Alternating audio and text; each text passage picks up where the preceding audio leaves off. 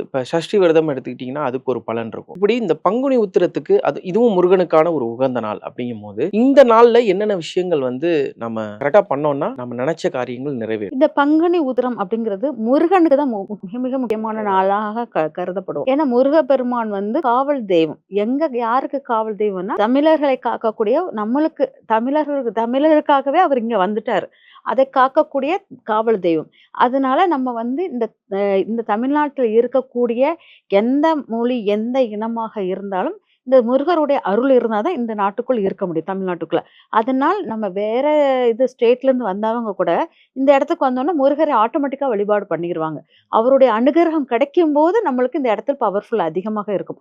அதை வந்து புரிஞ்சுக்கிட்டீங்கன்னா நல்லா இருக்கும். அது பங்குனி உத்திரப்பம் இந்த நாளை நம்ம வந்து ரொம்ப பவர்ஃபுல்லா எடுத்து கும்பிட்டோம்னா, நம்மளுக்கு வந்து நம்மள சுத்தி இருக்கக்கூடிய நெகட்டிவ், நம்மள யாராச்சும் எதிரிகள் அதான் 6ஆம் பாவம் எதிரிகள்.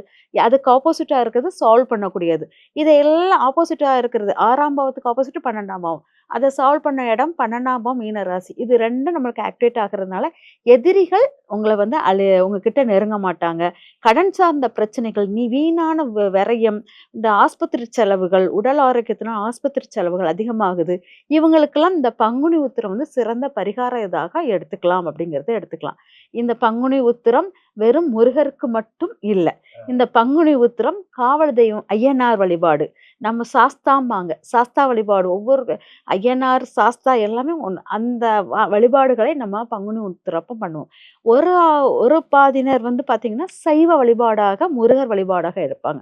ஒரு பாதியினர் வந்து அசைவ உணவாக அந்த பங்குனி உத்திரத்த எடுப்பாங்க. ஓ!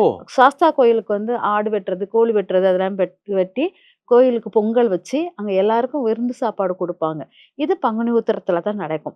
ஒவ்வொரு ஒரு குறிப்பிட்ட ஒரு இதுல வந்து என்னன்னா, சாஸ்தா கோயில் ஒரு ஒரு இனத்தவருக்கு ஒரு சாஸ்தான்னு சொல்ட்டு தமிழர்கிட்ட அந்த பண்பாடு உண்டு. அந்த இனத்தில் போய் நம்ம அந்த சாஸ்தா இருக்கிற இடத்துல போய் நம்ம ஆடோ, கோழியோ வெட்டி அவருக்கு படையல் குடுத்துட்டு, அடுத்த இந்த 1 வருஷம் நீ தான் என் குடும்பத்த காப்பாத்தணும்னு சொல்லிட்டு அவர்ட்ட பொறுப்ப ஒப்படைச்சுட்டு வர்ற மாரி ஒரு அர்த்தம். நம்ம சில பேர் என்னன்னா, அந்த காலத்துல வந்து நடைப்பயணம் ரொம்ப லாங் அதனால நடைப்பயணத்தில் போக முடியாதுங்கிறவங்க என்ன பண்ணுவாங்கன்னா, அவங்க வயல்லயே ஏதாச்சும் ஒரு மரம் ஒத்த மரமா, தனி மரமா நிக்கும். அந்த மரத்துக்கிட்ட போயி அந்த வயல் தான் அவங்களுடைய வாழ்வாதாரத்துக்குரியது. அந்த வயல்கிட்ட அந்த சாஸ்தா கோயில் இருக்கிற திசைய நோக்கி அந்த பலி குடுப்பாங்க.